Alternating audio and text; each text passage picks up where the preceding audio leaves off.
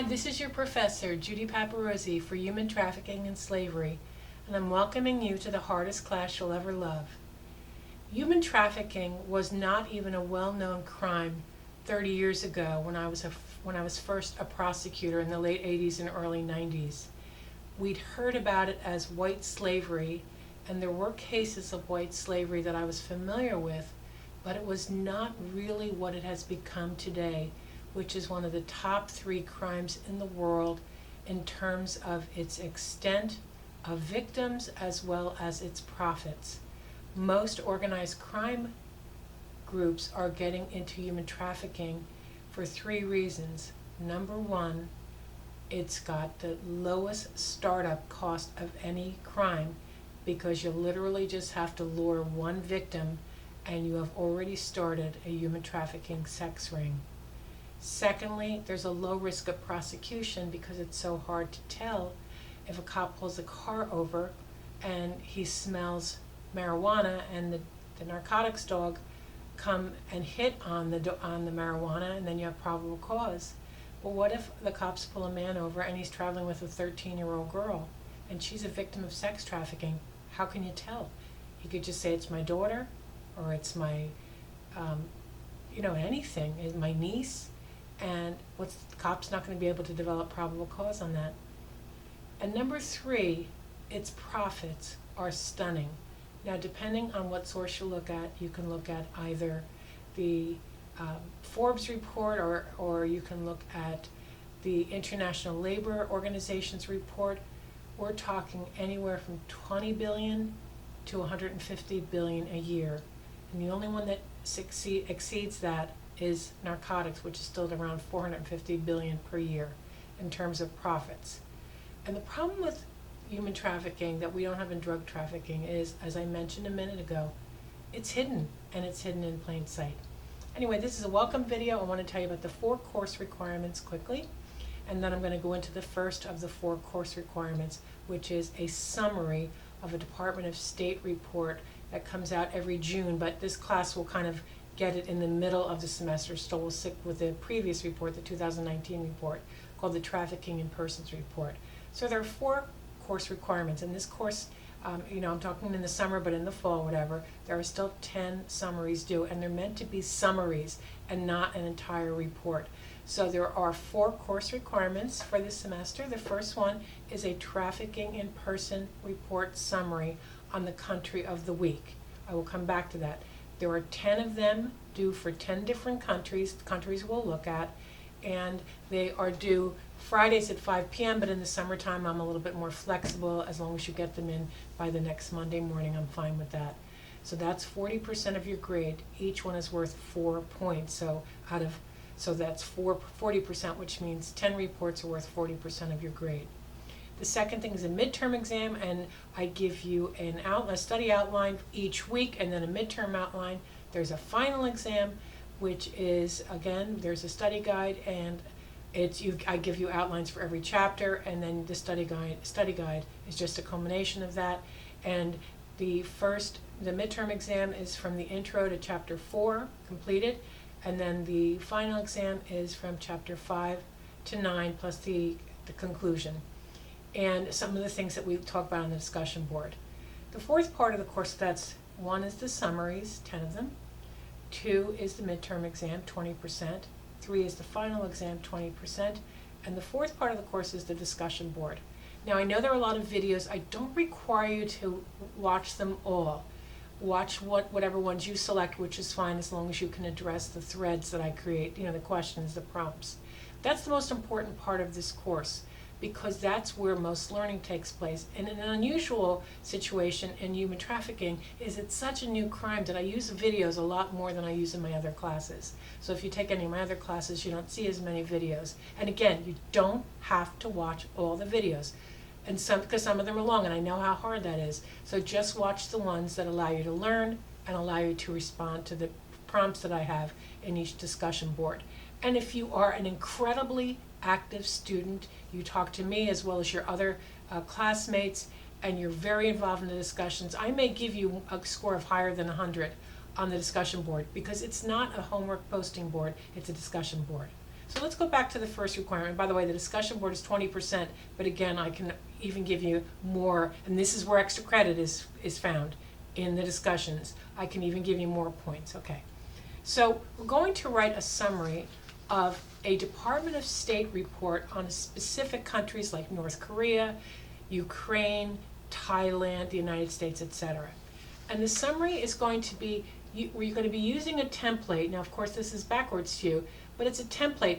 I don't want it to be long. I want it to be 1 page, maybe 2. I don't want it to be a 5 or 10 page report. I want you to be able to summarize a country's problem and response to the problem in a summary. And you can, by the way, you can pull the things off the template, and so that you're not getting a higher plagiarism score, okay? Because I do check plagiarism from reports 3 to 10, not 1 and 2.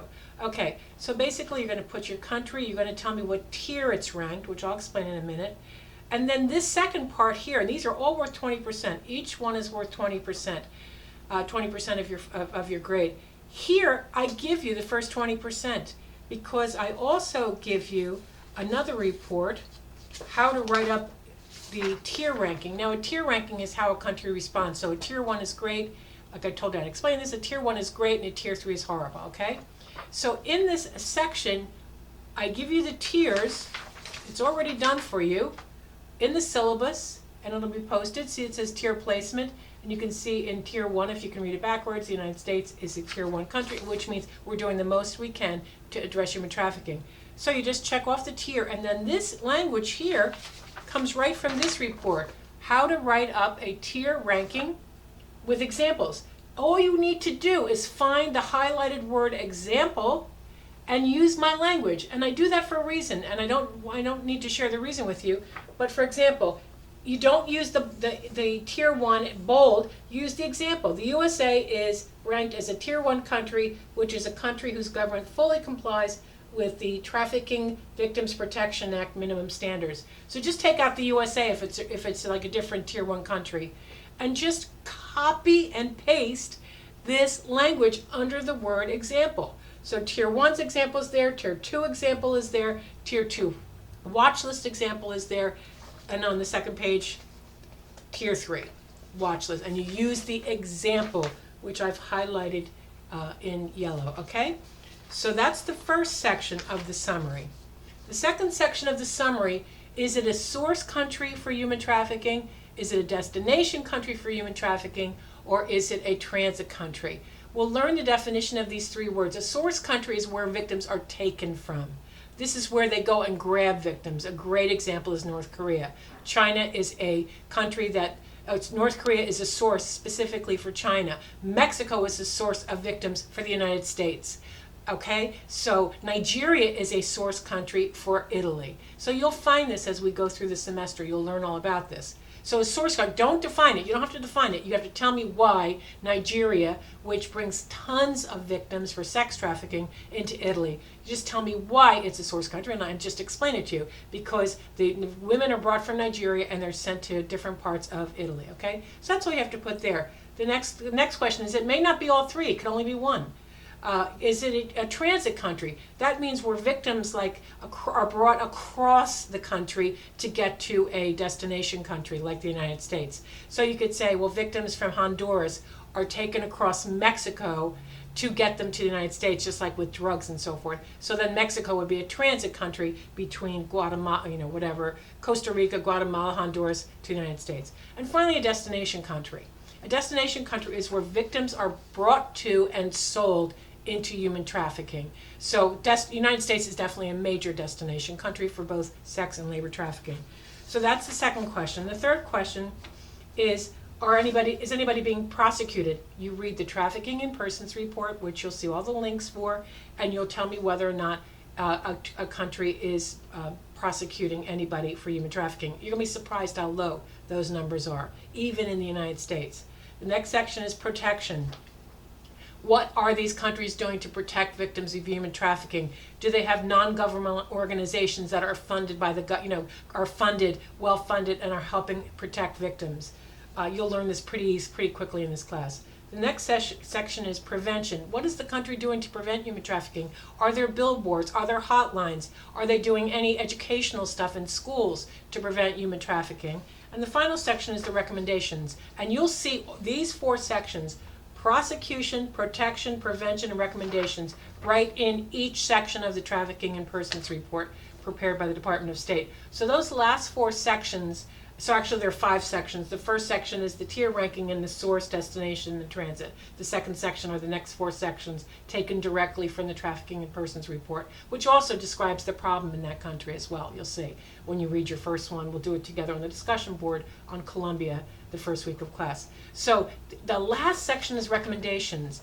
The way the the TIP report, the Trafficking in Persons report, writes it up is the country should do the following, and then it just uses commands.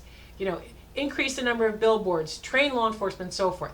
Do not do that in this class, because this class is also a writing class. I'm developing into a writing class. So you write, North Korea should train its police on identifying human trafficking, or Thailand should increase the number of billboards warning people. Do not write just a command, which is open the door.